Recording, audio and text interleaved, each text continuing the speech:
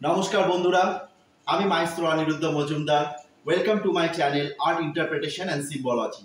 আজ আপনাদের সামনে আমি সেই পাবলো পিকাসোর সব থেকে ফেমাস পেন্টিংটা করে দেখাবো, যেখান থেকে শুরু হয়েছে একটা নতুন রেভলিউশন, যার নাম হচ্ছে কিউবিজম। তো পাবলো পিকাসো সেই আফ্রিকান ফেসটা আমি তুলে ধরবো, যে পেন্টিংটার নাম হচ্ছে লেস ডেমোয়েজার ডি অ্যাভিগনো, 1906 সালে যেটা বানানো। আমি সেটার একটা দিক আপনাদেরকে তুলে দেখাবো। তো শুরুতে আমি বলে দিই যে আমি A3 সাইজের পেপার ব্যবহার করছি পোর্ট্রেট ফরম্যাটে। তার সাথে আমি ইউজ করব ড্রাই প্যাস্টেলস, কালার পেন্সিল আর কন্টি। তো শুরু করছি পেন্টিংটা। দেখুন সবাই, শুরু করা হবে মিড পার্সপেক্টিভ থেকে। এরকম ভাবে আমরা মাপ করে নিই।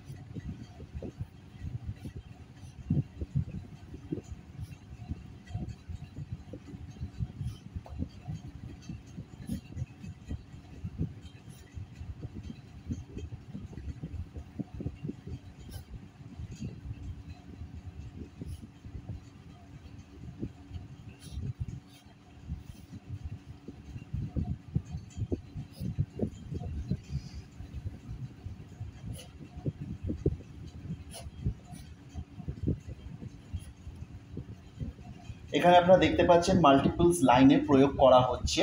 এটাই হচ্ছে কিউবিজমের সব থেকে বড় পেজটা, যেখানে আমরা মাল্টিপল লাইন্সের সাহায্যে একটা নতুন এস্থেটিক্সের আবিষ্কার করব। সেই এস্থেটিক্সটার নামই হচ্ছে কিউবিজম।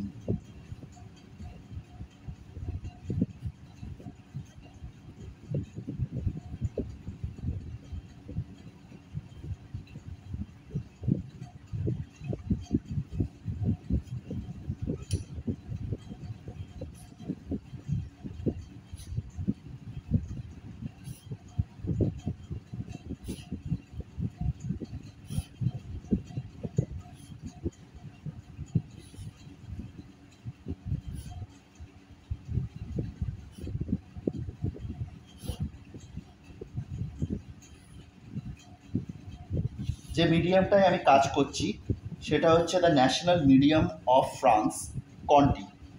তো আপনি দেখতে পাচ্ছেন কতটা ড্রাস্টিকভাবে জিনিসটাকে বানানো হচ্ছে।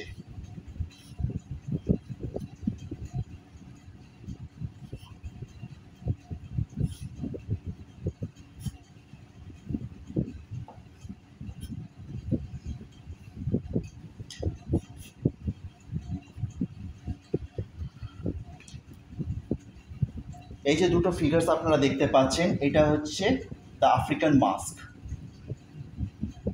20th সেঞ্চুরিতে প্যারিসে খুব বিখ্যাত হয়েছিল এই আফ্রিকান মাস্ক কালচার।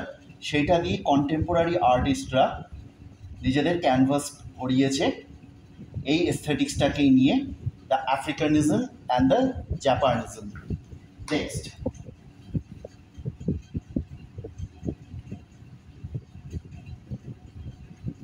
দেখতে পাচ্ছেন যে আমরা মাল্টিপল লাইন্সের প্রয়োগটা করেছি, ওখান থেকে আমরা শেডটা দিয়ে দিচ্ছি। দেখুন, তাহলে এখান থেকে বোঝা যাচ্ছে cubism has many dimension just like the vector. পুরোটাই সায়েন্টিফিক থিওরির ওপর নির্ধারিত করে কাজটা করা হয়।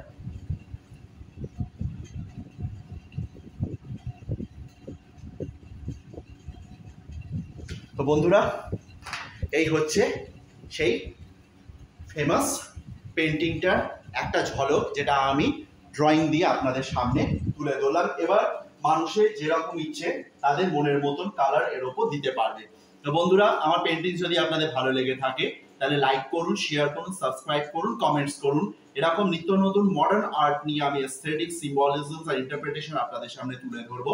ধন্যবাদ, নমস্কার। পেন্টিংটা দেখুন।